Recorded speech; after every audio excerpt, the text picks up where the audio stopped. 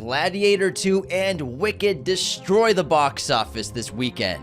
Robert Pattinson joins Christopher Nolan's latest film. David Fincher's Se7en is getting an IMAX theatrical release. How to Train Your Dragon's live-action teaser dropped, and Austin Butler will be in a time travel movie. Let's get into this week's movie news.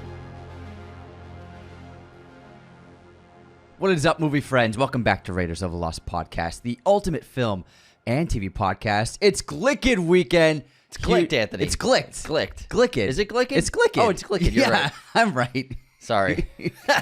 It's a huge weekend for the box office. We saw both films, and we're going to do huge episodes on them this following week. So tomorrow and Wednesday, stay tuned for Gladiator 2 episode and a Wicked episode. So it's great news for the box office and for the film industry. A nice rebound from a slow November. We have a ton of trailers released, a ton of cool news stories released. But first, let's get into that box office, James. What do we got at number one? Obviously, Wicked. The girlies, the theater peeps turned out to watch one of their all-time favorite musicals, Wicked, which pulled in $120 million at the domestic box office.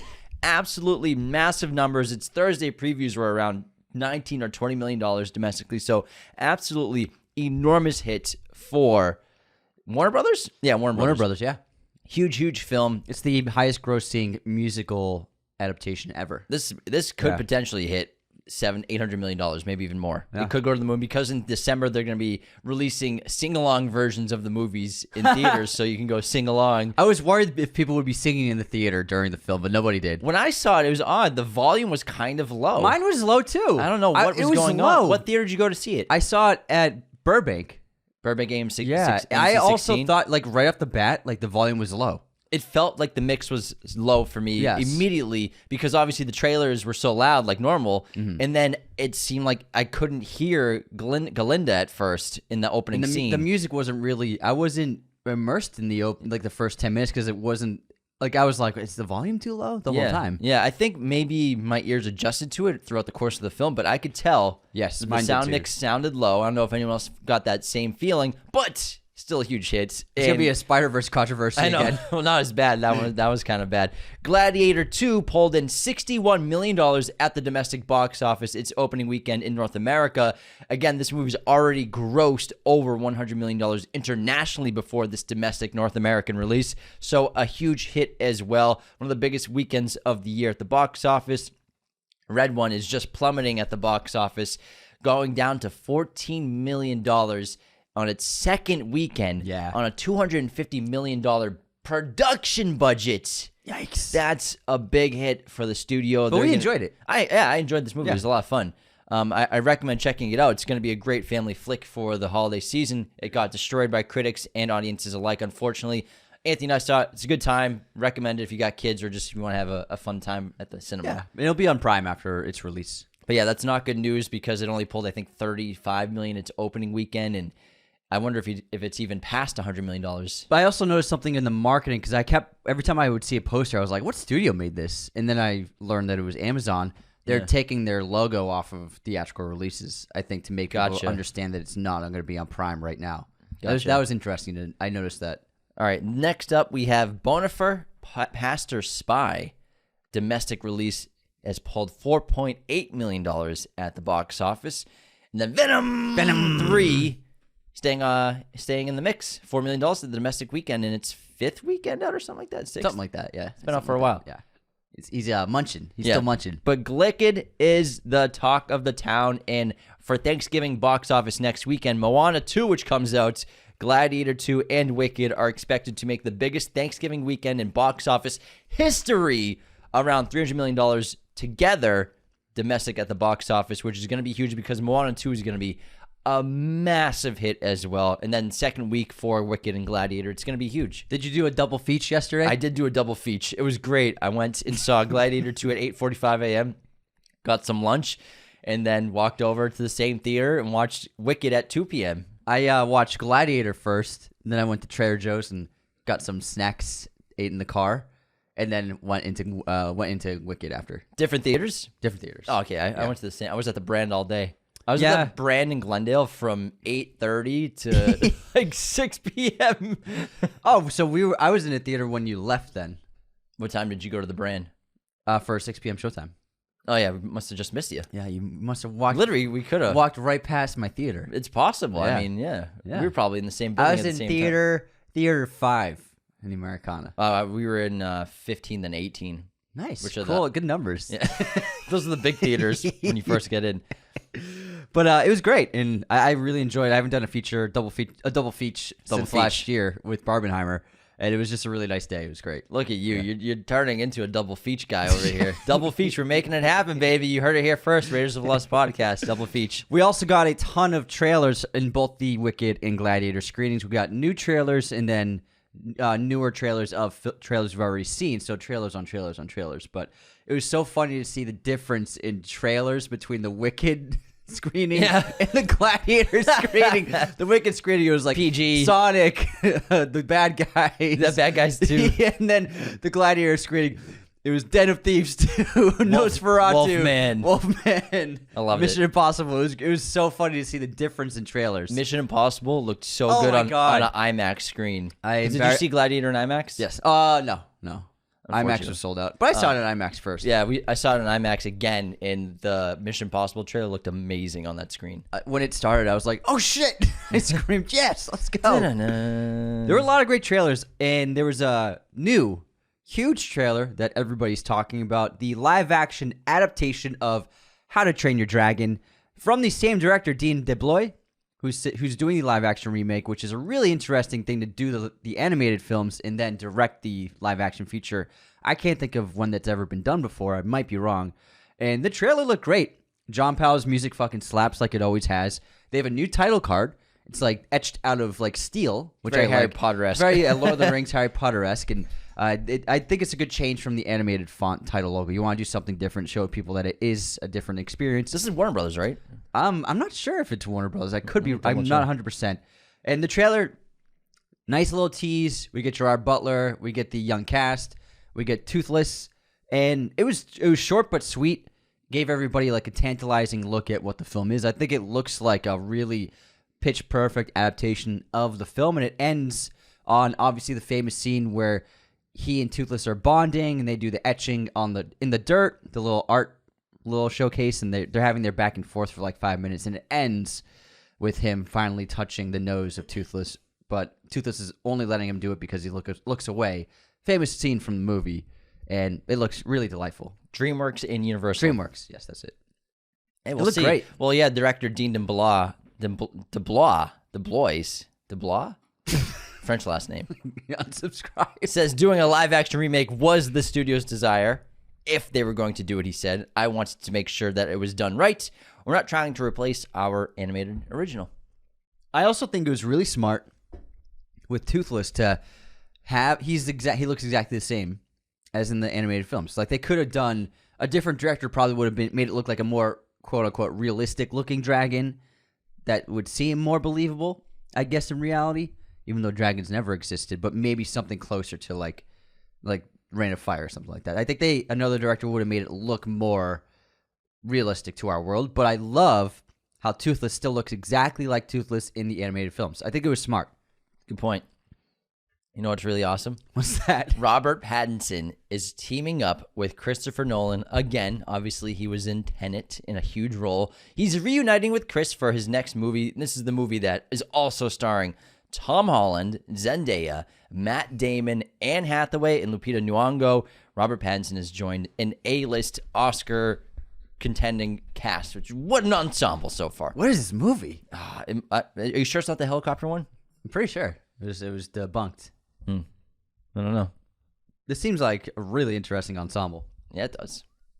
You know what else is super Well, interesting? I'm waiting for the Michael Caine announcement. No, he retired. There's going to be a photo of him in a desk. I also sorry. You gonna go on to another story? No, I'm just wondering who's going to get the score. Who do you think's going to get it? Zimmer or Göransson? I think it depends. I think it's probably Ludwig. We'll see. Him and Chris been going back to back. But what if Hans is available? Do you go back to Hans or you stick with Ludwig Göransson? I don't know. It's sort of like one of those things. Like he's changed cinematographers, and he's like, I'm kind of happy here at this point. Yeah, but Phil Pfister doesn't shoot movies anymore, so he's not even an option anymore. I mean, I would go back to Hans. So I love Ludwig, but it would be nice to hear another Nolan Hans score. Fuck yeah, what? Yeah, it's been a while. Let's talk about a cool story. IMAX, our favorite way to watch movies, is releasing David Fincher's Se7en for the first time to celebrate the film's 30th anniversary next year. It'll be in theaters and IMAX theaters on January 3rd. No news yet on when those tickets will go on sale, but very, very excited to see one of our all-time favorite films and David Fincher's best movie on IMAX screens. I was just pulling out my phone to check tickets, but then you said they're not out yet. It's only November. I need to see this. I mean, in they IMAX. only just put the Interstellar tickets out last week. Yeah, I really do think that Se7en is still David Fincher's best film, visually, artistically, narratively. It's just a remarkable piece of cinema, one of the greatest films of all time, in my opinion. And to see this on an IMAX screen, it will be like otherworldly for me as a super fan of the film that I've seen over 20 times, which is, what does that say about me? Detective! It's just a perfect movie, and to see it in IMAX is such a treat. I can't wait. You're looking for me. So, do you know how insane you are? All right, we got a bunch of trailers. Let's get into my favorite trailer of the week. It is the feature-length Wallace and Gromit film, Vengeance Most Foul. This is going to be a Netflix release. It comes out on January 3rd in America, and I think Christmas Day in the UK. The trailer is great. We get a better sense for the story, more characters, lots more Feathers McGraw doing pull-ups in prison. So funny. So funny. And it looks like Wallace has invented this new gnome robot to handle chores and stuff around the house that it seems as though Feathers hijacks this thing to turn it evil. It's similar to the pants. Yeah, it's not bad. It's pretty similar. And I think this looks really delightful, super sinister, a lot of fun. It's currently sitting at 100% on Rotten Tomatoes from critic reviews that got to see it early, and it's being described as one of the most entertaining, hilarious, and best animated films in years. Again, keep an eye out for the release in Netflix this winter. So Nosferatu got a new trailer? Did you see it yesterday? No. It played before Gladiator. Well, I got there about halfway through all the trailer presentations, so I must have missed it. I think I caught 5 trailers. So this is the final trailer, and it was a good 2.5 minute long trailer with a ton of new footage, a ton of new scenes. Still nothing of Nosferatu's imagery except for the shadow in the curtain. A lot of great dialogue from Lily Rose Depp and Nicholas Hoult. And man, it's just madness. It's insane. Cinematography looks amazing. The production looks outstanding, and it's one of my most anticipated films for the rest of the year, if not the number one. What's so cool is we just did an episode, a director spotlight on Robert Eggers, and we learned through our research throughout his career that he was almost given a budget to make a Nosferatu movie back in 2015, 2016, and almost happened in 2017. And it just never came to fruition, and he was ready to go. I mean, he's been working on the story for quite a while, he says. He's been thinking about Nosferatu for so long, wrote the scripts years ago. When he was in high school, he directed a stage play of Nosferatu. So I'm so excited to see what this decades-long ambition of this specific project looks like for such an auteur filmmaker and such a visually stunning storyteller. I'm ecstatic because this is clearly something he's put a lot of thought into. It looks really outstanding. I cannot wait. And also, I was knocking on the sarcophagus at AMC. Oh no, I haven't seen it yet. Oh, so is that the? It's at 16, right? So go around Burbank. the back left. I just haven't been in that corner. theater in a while. Yeah. Well, you should. I go to the Brand mostly. Yeah, go to Burbank. It's there. It's not at the Brand. Parking there just sucks. At the Brand? At weekends. Burbank? Yeah. Yeah. We got a spot right away. Oh, nice. We got lucky. All right, there's another trailer that, man, I like this trailer a lot. Den of Thieves 2, Pantera, with Gerard Butler returns, as well as O'Shea Jackson, Ice Cube's son. Curtis. Curtis O'Shea? Is it Curtis O'Shea or is it O'Shea Jackson Jr.? Hold on. James is protecting me from getting canceled. Let's correct it live on air. O'Shea Jackson. No, O'Shea you're right. Jackson. Yes! This looks awesome. Gerard's teaming up with the Thieves. He's sick of being broken. He wants in on the action. It looks like great old school action, great car chases, shootouts, tough guys fighting. I'm in, man. I mean, I love Gerard. I love his cheesy action movies. It's a good time. Shut your brain off. I think it looks really cool, and I'm looking forward to seeing it. What's cool is I like how they're just taking a protagonist and just turning him bad. Yeah. Making him a baddie. Yeah. It's fun. I'm in. Unless set. there's a twist at the end. I'm in, man. Did you hear about this Austin Butler time travel movie? I did not. So he's going to star and executive produce a new time travel thriller called The Barrier, which will be directed by Edward Berger, the fantastic director behind All Quiet on the Western Front, who's also developing a new Jason Bourne film right now. This is described as Interstellar meets Top Gun. Nice. I'm in. He's going to fly an F-14 through space. Through a wormhole. He's going to fly an F-14 right into a black hole. I love it, man. I love how space stuff is getting hot again, space movies. It's always been around, but it seems like it's picking up steam. It goes up and down. Yeah, it's been picking up. And I love it because I love space, and any space movies sign me up for it. Let's make space fun again. It is pretty fucking amazing. Let's make it fun. There's been some very serious space movies lately. Let's have some fun out there. Yeah, Mickey 17 is gonna be fun. Yeah, because that Casey Affleck Lawrence Fishburne movie looks so self-serious, and there's been a flux. Like it bombed. Yeah, a flux of just like downer space movies. So let's get it back and have fun. Interstellar's a lot of fun. It's a fantastic movie. So let's go, man. Let's go. And then Mickey 17. I love their poster. Yeah, they have a really huge great poster at AMC. And I love the Mickey 17 poster. His face. Pattinson's face is just like, it's perfect. Like, that's the character. Yeah, I can't wait. And it seems like each version of Mickey is just so different and so silly. I'm very excited about that. We got some news about Superman. The first trailer for Superman will reportedly release mid-December for all of these December winter movies. It's also expected to appear in theaters in front of Mufasa the Lion King, which releases on Christmas Day, I believe. Christmas Day? No. Mufasa. It's like mid-December. Mufasa. Christmas Day. Let's see. Mufasa. Christmas Day. Release date. December 20th. The 20th. Okay. There's a lot of movies coming out that week. Are people really excited about Mufasa, though?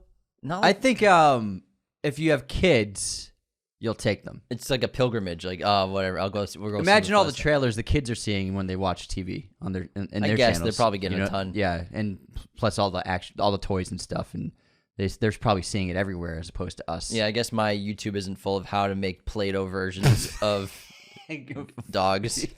Why not? By the way, Disney, it's funny seeing how they're going hard on the Moana train. So Moana, such a hit. Moana 2 comes out next week. Then the live action film Moana will be coming out next year. It's filming right now. And then I think probably Moana 3 will come out the year after. Well, it's become the new Star Wars for Disney. Moana is the most watched thing they have on their platform. Disney Plus, the most streamed thing they have is Moana. It was 8 billion minutes watched or something? I don't remember the number, but it was absurd. I think 8 billion is probably a little high. I think it was like 1.8. But it's crazy because, they're filming the live action Moana right now, which we've gotten some BTS photos of. Oh, yeah. Did you see that? Yeah, you can see Dwayne. It's hard to tell if he's just enormous from getting jacked or if he's wearing a bodysuit. Bodysuit Because it's completely different tattoos from what he has. And also, the forearms are enormous. Yeah, he needs to match the character. He needs to be even larger than he is. Oh, he has to be even larger than the suit is. But it's exciting. And I think people are going to love it. And, I mean, it is what it is. They're just cashing in on this franchise, which is a money-making machine. Fans have watched 80 billion minutes of Moana. 80 billion. I was 10x below the actual number. 80 billion minutes of Moana. Damn. It's a lot. A lot of Moana. So, yeah, they're going in. All right. Let's talk about A24, who's getting into the candy game. A24 has announced that they are starting a chocolate brand named Movie Chocolates. Simple. They will have flavors such as fizzy fountain soda, which will be root beer and popping candy, popcorn and candy, which is a popcorn and candy coated chocolate pieces, and also salty peanut crunch, which is salty peanuts and caramel crunch. I like the fizzy fountain soda one. Root beer and popping candy. Sign me up. Root beer and popping candy. Interesting. With chocolate? It sounds fantastic. I hope they're like in the shapes of A24 characters. What? The little candies. I think they're just going to be chocolate bars, bro. Maybe. what I'm guessing it'll be very minimalist because it's called movie chocolate. Yeah, so it'll just be rectangles of chocolate. It could be squares. Well, it'll be rectangles that you can pull squares off of. Like Maybe even triangles. oh my god, this Rhombus. This is who I work. Rhombuses of chocolate. I have to deal with this guy every day. I'm just saying, you haven't seen the chocolate. How do you know it's a rectangle? It's gonna be a chocolate bar. Does it say chocolate bar? It's chocolate. Chocolate pieces. Oh my god, hold That's on. not a chocolate bar. A24 chocolate. Let's see. let's Look at see a this. photo. It's Guarantee it's chocolate bar. Movie chocolate. They're chocolate bars. And they're squares, and the squares have A24 brand on it. Let's take a peek at this. Movie Pretty chocolate. cute. Oh, that is cute. I wonder how much. Oh, they made it very fun. It's sort of like an old school movie theater chocolate brand. It Yeah. looks like. That's much good is it? marketing. $5 for a bar, which I guess is pretty standard these days. Yeah, I just paid $9 for a soda yesterday, so it sounds about right. Movie chocolate fizzy fountain soda. I'm so getting that. The marketing design of the labels it's like an old school like 80s popcorn. I like it. It's very cool. Very smart as a company. Make those food sales. All right. Here's something that I don't love, but it's inevitable. I am inevitable. Inevitable. So many great South Korean movies have come out the last 15 years, 20 years. A lot of great, incredible films from awesome directors. Warner Brothers has just signed a deal with Korean producer CGENM to make English language adaptations and remakes of their films. This is the production company that has produced films like Memories of Murder, Parasite, Decision to Leave, and Oldboy. So, get excited for the American version of Parasite. The English language version of Parasite, the English language version of Decision to Leave, Memories for Murder. I guarantee they make Oldboy again. They'll make Oldboy. It's too big of a name Guarantee to not it. do again. Yeah. I think that, it is what it is. And I guess there are a lot of people that haven't seen these stories, so maybe they'll get a new audience, but yeah, I love all of those movies, especially. It's weird to see them get remade. I usually just know they're just going to ruin them. And also, some of these have been made only a few years ago. Decision to No. Leave just came out. Parasite 2019. Yeah. Memories of Murder, at least that's 2005-ish. Yeah. So, Yeah, he did that before The Host. yeah, it's just is what it is. It's just like Disney making live action and animated versions of the same movie at the same time. I mean, it's just the world we're living in. I will say, I am probably not going to watch them. What if an amazing director's attached to them? I don't know if I want to see another version of Parasite. I don't. At least this, maybe in 60 years. Well, they'll have the TV show out Yeah. before the movies. So The they're thing- going to have yeah. a Parasite TV show and a Parasite movie, English language. Yeah, that's too much. And also, it's like oftentimes remakes come out decades after the original film. You know? But I mean, sometimes it's just a year or two. Yeah, I mean, look at Speak No Evil. that's true. That's true. But Speak No Evil didn't win 5 Oscars. It's true. And it's not the most watched movie on Letterboxd. It's also true. Parasite's the most watched movie? Most watched movie on Letterboxd. Oh. Yeah, has the most ratings. Interesting. Yeah. That's pretty cool. It's number 1. How long has it been number 1 for? I think most of this year. It got that feat earlier this year. What a feat. Not a feature, though. Not a feature. Not a feature. It definitely ain't a feature. All right. There is a new action movie that I am so excited for called Havoc. And this stars Tom Hardy. And Havoc is the new action thriller from the Raid director, Gareth Evans. It releases next year on Netflix. I am so excited. They released some images of a bloodied up Tom Hardy. Looks like he's been through hell. It looks like he's going to be a one-man machine in this movie, fighting bad guys, doing jujitsu. I can't wait. Probably. He's gonna be breaking arms and snapping legs the whole movie. And I can't hope wait. so. I am so excited for it. I can't to see the director of the Raid, Gareth Evans, do another action movie, but then have someone who's so capable now, as a martial artist in Tom Hardy, who's also a phenomenal actor. That's just like a match made in heaven. It's going to be fucking sick. Yeah, It's going to be sick. insane. I cannot wait. I also am looking forward to this new show from Seth Rogen called The Studio. We got a first look trailer. It stars Seth Rogen, Catherine Hahn, Anthony Mackie, and Bryan Cranston. Also, Zac Efron, Ike Barinholtz, and several actors and actresses who look like they're playing themselves. releases on March 26th on Apple TV. It's about Seth Rogen, who becomes the new head of a movie studio called The Continental, and all the ups and downs, tribulations, disasters that come with running a movie studio. It looks like a combination of Succession mixed with Entourage, and even Martin Scorsese has a cameo in it. It really lolooked great. It does. It looks really looks good. like they shot on film. I don't know who the DP is, but it looked outstanding. I was really impressed with it. Seth Rogen. Seth Rogen and Evan Goldberg are co-directing the entire series together. I'm really excited for it. It looked really fantastic and very funny, and it showcases, like, in a way, the decline of the Hollywood studio system, going away from creative films and going to really just mainstream movies. And he plays the new exec whose dream was to produce movies. And he says this great line in the trailer. He's like, "Now I feel like my job is to ruin movies." Yeah, or kill movies. Yeah, I thought it was a really interesting theme of the show, and it looks really great. I loved the trailer. Did you see the new Minecraft trailer? Yeah, it was better than the first one. It was way better than the first much one. better.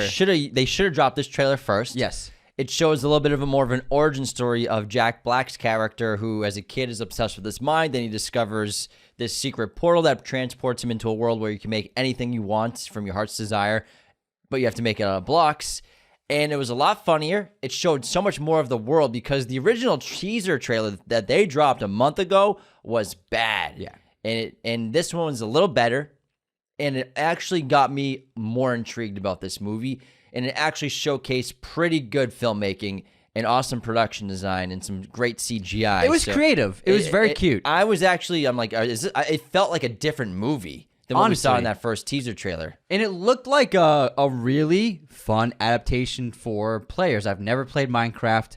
I know very little about it, but I could tell it seemed to be made with a lot of love. And also, there were some behind-the-scenes images released, and they actually built a lot of the sets.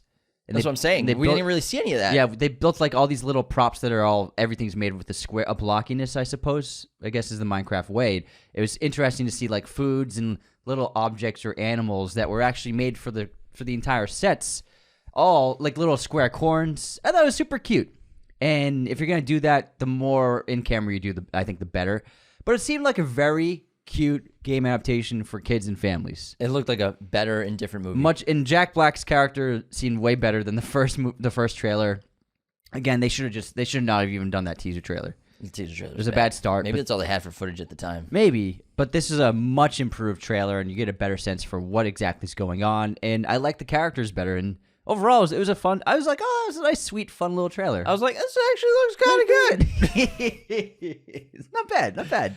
We're gonna have multiple Frankenstein movies coming out next year, as we know. But we got our first look at behind the scenes of Guillermo del Toro's Frankenstein, starring Oscar Isaac as Dr. Frankenstein and Jacob Elordi as Frankenstein's monster. This releases on Netflix in 2025, and the behind the scenes image shows Elordi on the medical table, just probably a dead cadaver body, and Frankenstein, the doctor, looking out a window in the distance in a cool outfit and probably just stewing on how to create this monster into a living being. There's also a pile of dead body parts next to him, like heads and arms and all sorts of severed limbs piled up next to him. So it looks like all of the pieces he's tried.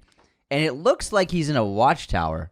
From the set design. Yeah. You get the inner workings of like a clock for a lot of the set design. It looked really interesting for a set. There's also an Apple box, because it's a BTS photo. Apple box is a little wooden box that is used for all kinds of stuff on movie sets. There's also a crane, a camera crane. It's so funny, the BTS photos, when you notice all that little detail. Because when you first look at the image, it looks like a still. But then you're like, there's some guy. It's some guy with headphones on. There's a guy named Steve with cargo shorts on. In a Punisher t-shirt.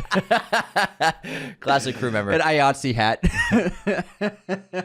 Moving on to Kraven. Okay, this is the other trailer in Gladiator. Yeah, so they're reminding us that this movie's coming out. So the trailer's back in theaters, and Kraven the Hunter, which comes out in December.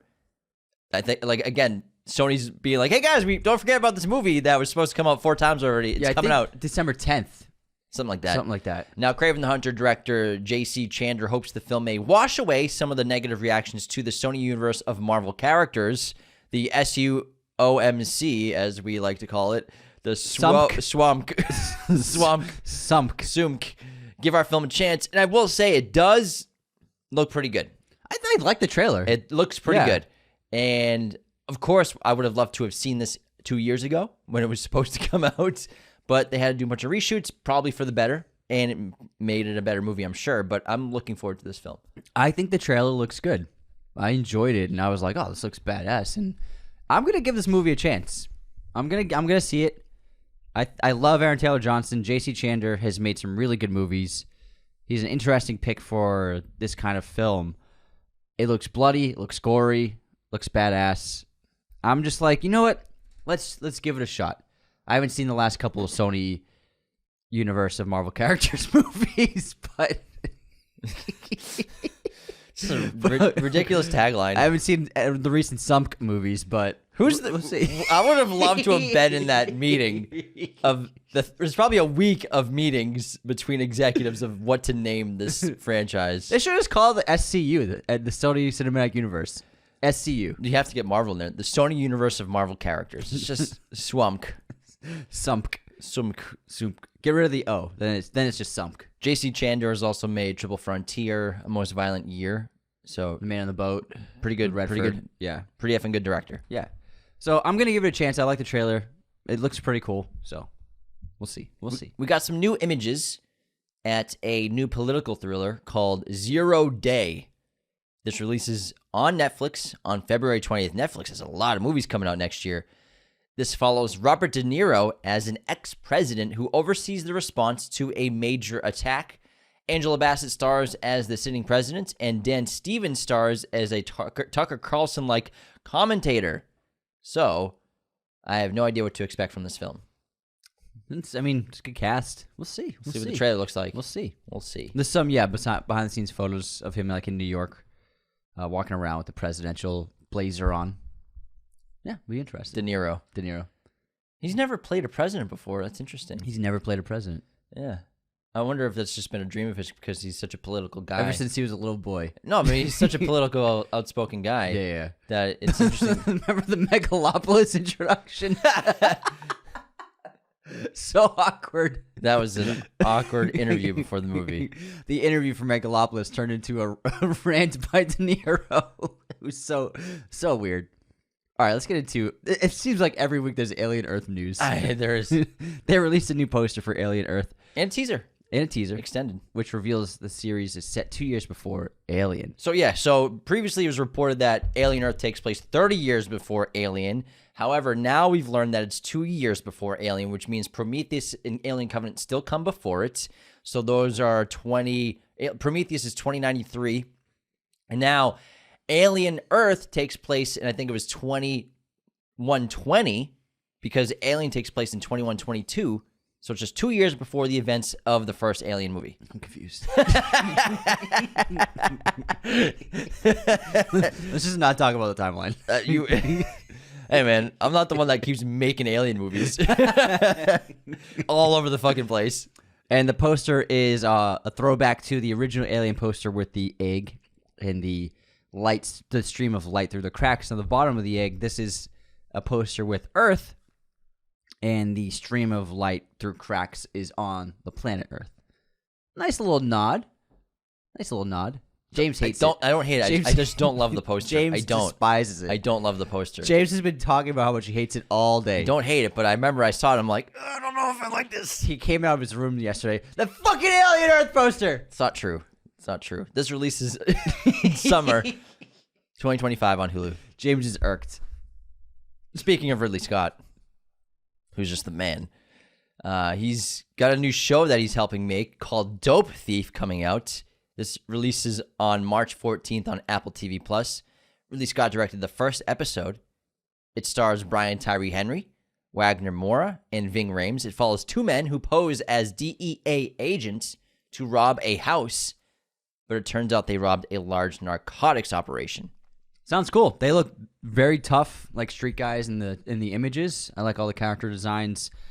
Tyree Henry and Moura together sounds like really great chemistry, yeah. And I can't wait to see that. And then Ridley Scott directing the first episode. Does he ever stop? Never stops. He doesn't stop. He doesn't sleep, I don't think. 87 years old and still, or is he 83? He's 108. Yeah, I mean, he ain't no Clint I think he's Eastwood. 87. I think he's 87 too. I think he's 87. What's it got? What's Google got for you? 86. 86. He turns 87 in a week. Oh, happy early birthday, Ridley. He's Next a huge weekend. fan. He's a huge listener of the show. Yeah. He never misses an episode. Never does. Next up, the final Conjuring film for now has wrapped filming. Makes over $100 million. Definitely not the last one. Let's reboot it. Vera Farmiga posted a nice little comment. It was a match made in heaven. A hell of an era. Here's to 12 years. I cherish you, Patrick Wilson. I believe on her Instagram. This hits theaters next fall, September 5th, 2025. That's when you release a horror movie. Yeah, in the fucking fall. Fall time. Thank you. Fall time. Season. Autumn. Yes. That's when you do it, man. Yes, that's when you do it. That's when you do it. They gotta go big for the final one. So you watched The Apprentice recently, right? I did. The Trump film. Yes. Now, Sebastian Stan says he was offered to take part in Variety's Actors on Actors, you know, the interviews that they'll have two actors interview each other about recent projects. Yeah. However, he couldn't do it because no publicist wanted their client to be paired with him to talk about the film The Apprentice. It's just a movie. It's just a movie, Holy guys. shit. Holy shit. Poor Sebastian. It's just a movie. Christoph Waltz played a Nazi. Does no one want to talk to him in an actor studio? He got an Oscar. Yeah, he won an Oscar playing a Nazi.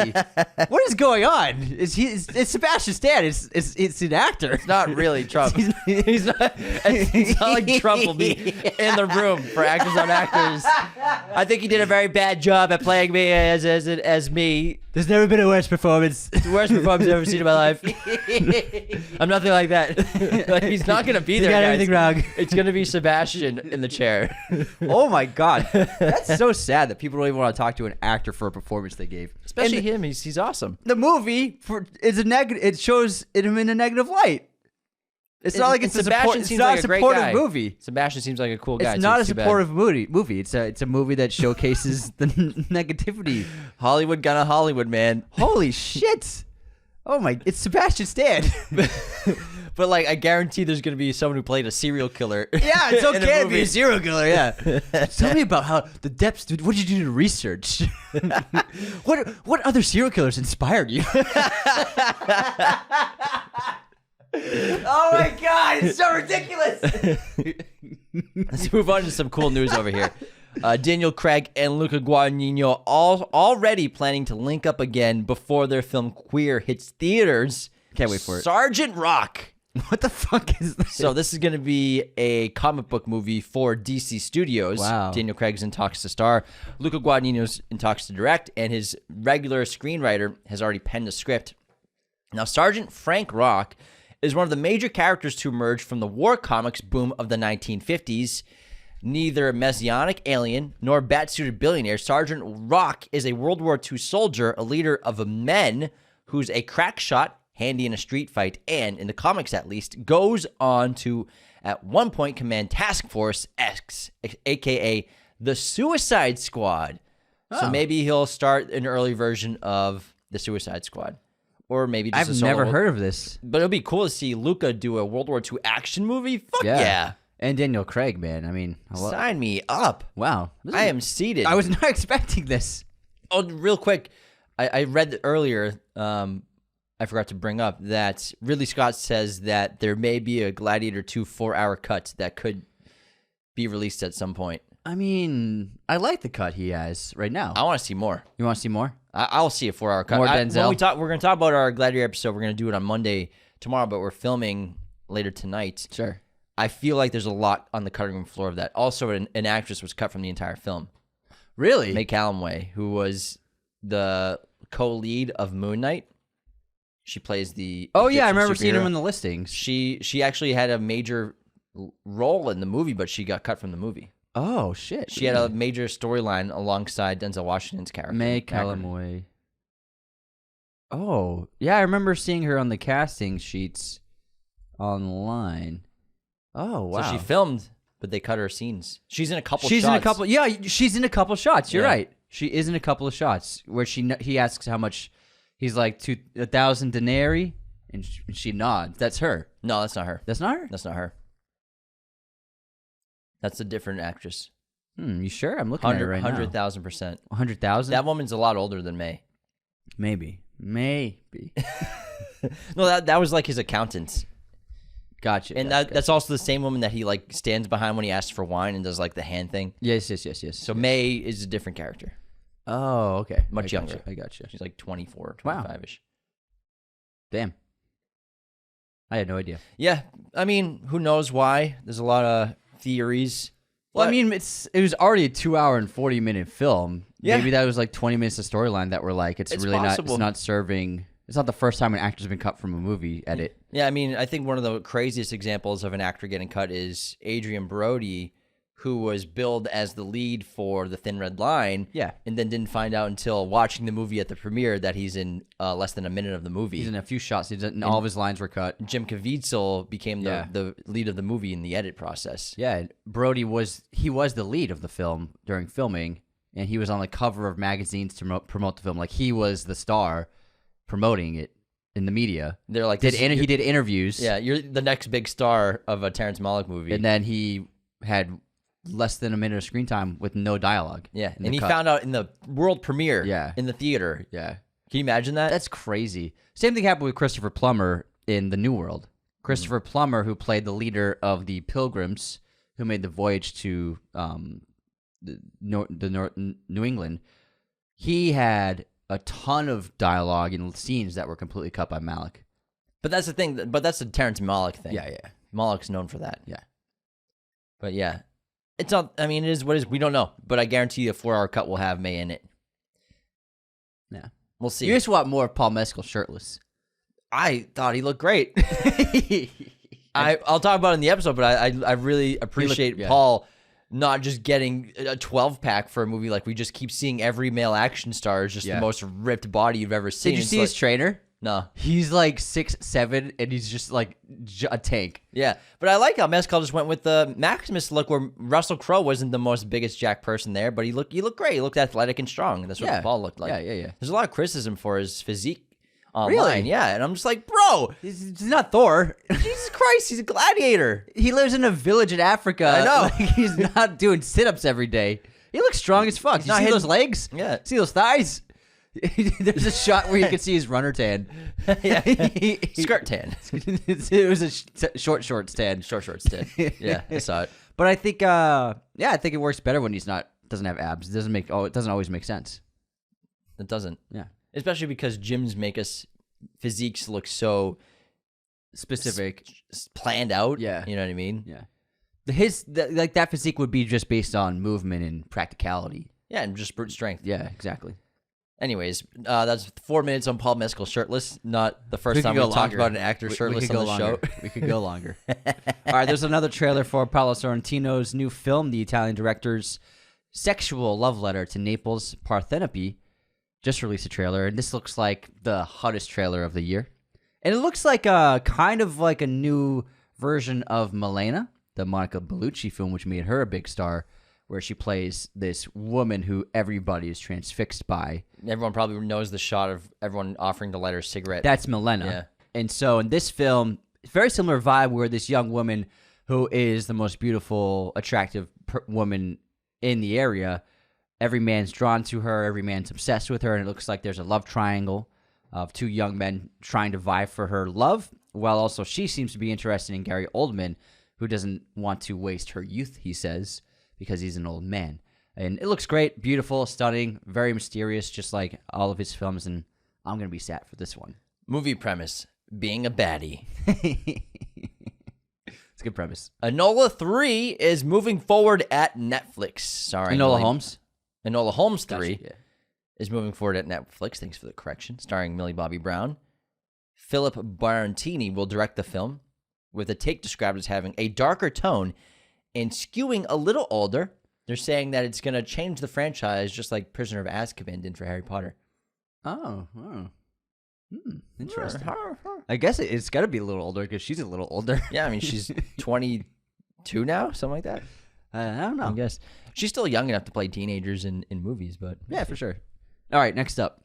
Big news here. Big news. Big video game that we loved as kids is the Backyard Sports franchise, specifically Backyard Baseball. Oh, my God. Which is probably the best baseball game ever made. It's up there. And we used to play it all the time on the computer. It was a blast. There is a new adaptation game in the works for Backyard Sports, as well as the possibility for making either film or TV adaptations of the franchise. If they make Pablo Sanchez a character, They gotta. oh my God, I He's the cannot best wait. player. He's just the best. jacking homers Yeah. all day with Pablo Sanchez. He's number one. Man. He's number one. Backyard Baseball was so fun. Yeah. He's the secret weapon. Yeah. You get That, him was, on his, that was his nickname. Little tiny Pablo Sanchez just blue hat. jacking homers all day. That was a fun game. Yeah, It was a good time. a blast. Yeah. All right, tell us about Pooniverse. Pooniverse Monsters Assemble will begin filming in March. This is, that big franchise of rated R horror movies of famous characters that are all in public domain now. And so Pooniverse Monsters Assemble will see Pooh, Tigger, Pinocchio, Bambi, the Mad Hatter, Peter Pan, and Tinkerbell team up to kill the remaining survivors in the world.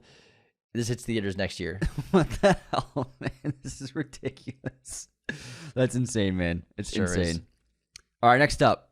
Scream 7 casting news. Isabel May has been cast as Sydney's daughter. Sydney. Yeah, you do it better. In Scream 7. Who is Isabel? She's been in May. some TV and a few movies. You'll probably recognize her. Which is interesting because I'm guessing that some time is going to have to pass because wasn't Sydney's kid younger previously in recent movies? I don't know. And now she's a full-on 24-year-old? Couldn't tell you, man. Hello, Sydney. Hello, Sydney. Looks like this might be the possible new franchise lead. It seems like it to me. This is probably the direction. Keep they it in the should've- family? It makes sense. They should have gone in this direction, I think, of just making Sydney have a daughter. Yeah. And handing off the reins like that. Yeah, that makes Keep sense. it, like you said, in the Prescott like family. the Skywalkers. Yeah. Hello, Sydney. I'm going to go after your daughter, Isabel. Hello, Isabel May. Yeah. Yeah, I think it's a smart move going forward for the story. Just go with the family. Keep it in the family. Because then Ghostface will always have the same motivation. Your mom. Your mom ruined my life. Your mom ruined my second cousin's twice removed life. I'm really upset about it I'm now. going to kill you now.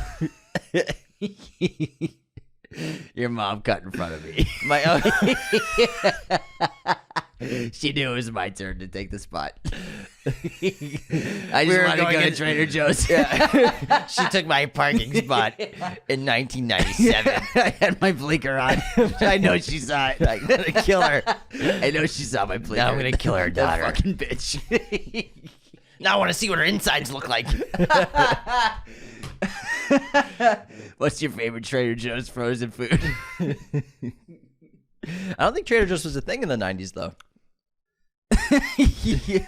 Shut up. Get out of here, man. Get out. No, yeah. No, it's older than that. Dude, the Trader Joe's in Eagle Rock was founded in 1964. What? Yeah, it says it on the fucking side. Nuh-uh. The one we go to. It was one of the first in the country. Is Trader Joe's really that old? It's that old, motherfucker. Let's see. Hold on. I'm curious. It says it on a painting in the Trader Joe's. If anyone doesn't know, Trader Joe's is an American grocery chain store. When was it founded? Trader Joe's year it was founded. 1967, mother effa. Pasadena is the first one. Pasadena is the first one. And then Eagle Rock was the next one. In your face. In your face. Trader Joe's wasn't around in the 90s. I didn't say it like that. I said question mark. I said, was Trader Joe's around in the 90s? Was it even? Yeah. I didn't say it like I was proving you wrong. It sounded like you were. It was a question. Well, there's an answer. Let's talk about J.J. Abrams' new film, which is still being kept under wraps in terms of plot and details. Already, Glenn Powell, Jenna Ortega, and Emma Mackey have been cast, and Samuel L. Jackson is in talks to also star in JJ's new film. Very exciting stuff. Cool news. It better be sci-fi. I hope so. I mean, it's JJ's thing. It better be sci-fi. JJ's All right, next up, we got Idris Elba news.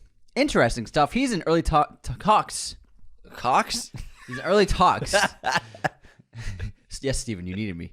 Yes, Dave. What's his name in the office? Oh, Idris in the L. Yeah. What was it? Hold on. Someone with an M.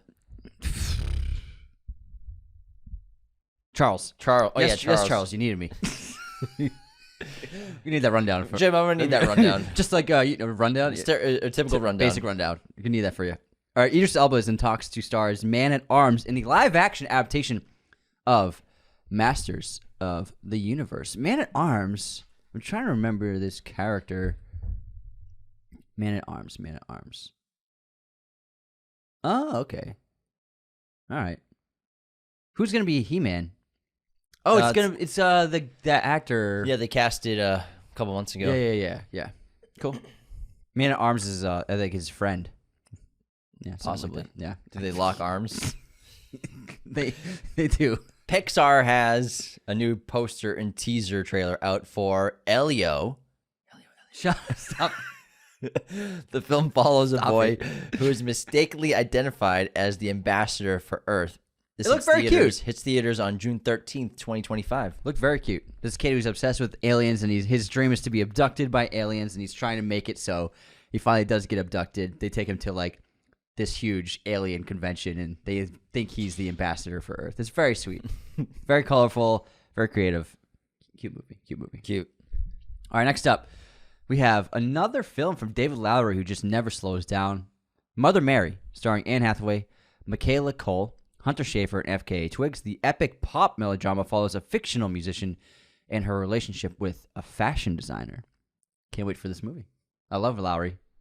Mike Lowry. Materialists is Celine Song's latest film that is filming right now. We got our first BTS look at Chris Evans and Dakota Johnson in the film, also starring Pedro Pascal. The film follows a love triangle involving a matchmaker, her perfect match, and an ex-boyfriend in theaters next year. Great cast. They look very cute together. All these actors.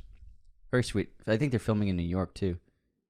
Did you see Pedro and Paul, their photos of like they had a day trip in Morocco? Oh, really? Yeah. Oh, that's awesome. May Calloway was with them too, but they were just like at hot springs and stuff like that. Just like probably a couple days off of filming. That's great. From Gladiator. All right, we got our first look at the new Jordan Peele monkey pop production, Him, starring Marlon Wayans and Tariq Withers. This is a new psychological horror film produced by the auteur director, directed by Justin Tipping. It's described as a horror sports movie translated through a classic spaghetti western lens. Sign me up, man. I'm excited for this. Hell yeah. What's really cool news is Cillian Murphy and his wife Yvonne McGuinness have bought the Phoenix Cinema in Ireland.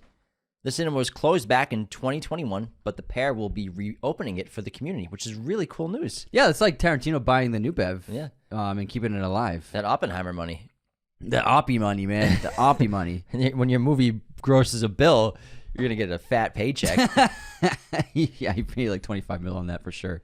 Plus, I mean, I'm so interested to see his career choices for the next 5 years. Me too. He has his pick of anything, really. Mm-hmm. Everyone loves him. It's also a cute couple. Yeah, they've been together for a long time. Yeah, back when he was just a punk rocker. Mm-hmm. Super cute. All right, next up.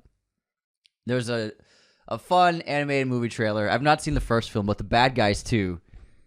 It's a cute trailer of like these criminal animals who they used to be very successful criminals, but now they're kind of broken.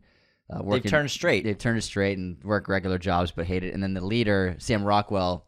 I was watching the trailer. I'm like, whose fucking voice is that?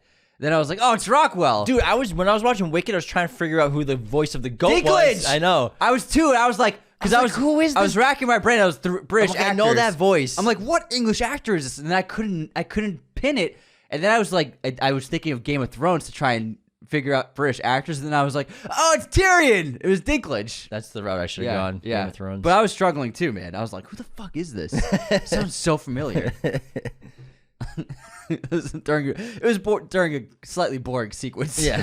So I was able to like think about that. I liked Wicked. It has a couple ups and downs, though. Oh yeah, overall good experience. Good time. Overall fun time. Bad Guys 2 looks pretty funny and cute. Yeah, it looks really silly. All right, tell us about Golden, the other Pharrell biopic this year. We got our first look at Michael Gondry's Golden. Follows a coming-of-age story in 1977 Virginia Beach, inspired by Pharrell Williams' childhood, starring Kelvin Harris Jr., Halle Bailey, Divine Joy Randolph, Brian Tyree Henry, Quinta Brunson, Janelle Monáe, and Jabuki Young White. Excellent cast. He's going to have 3 biopics next year. It seems like it. I mean, he's got the Lego one. He's got this. Got a lot going on. All right, that's it for movie news. Yeah. There's a lot to go into. That was a lot. was great. Again, this week we're going to be doing great episodes. Tomorrow, Gladiator 2 is dropping our episode. It's going to be epic. So much fun. We'll talk about Paul Mescal shirtless even more. On Wednesday, we will break down Wicked, the musical. Wonderful musical. I had a good time. Had a good time. Marvelous. Yeah. Astounding production. Had a great time. And then Bring back sets. bring back big sets. Bring back Hell real yeah. sets. Both those movies built massive sets. And then it's Thanksgiving in America, so we'll probably, I don't You're know. going to Boston. Yeah, so Letterboxd recap maybe we'll not do this week. That'll be up in the air. Yeah, I mean, we don't want to record on Thanksgiving. Exactly, that's what I'm Yeah. saying. So we might take a break from Letterboxd recap this week, but we'll be back, obviously, for movie news next Sunday. Maybe we'll do a little bonus episode for Friday and record it before fun. we go. Yeah, something fun, man. Yeah, we'll figure it out. We'll play it by ear. Yeah, maybe we'll do something special. Who knows? We'll Maybe I'll record something with Juno here. Yeah, it's not a bad idea at all. Not a bad idea at all. Thank you so much for tuning into this episode of Movie News. Become a patron today at patreon.com/Raiders of Lost Podcast. Leave those 5-star ratings and reviews on Spotify and Apple. Subscribe on YouTube. Take care, everybody. See you next time.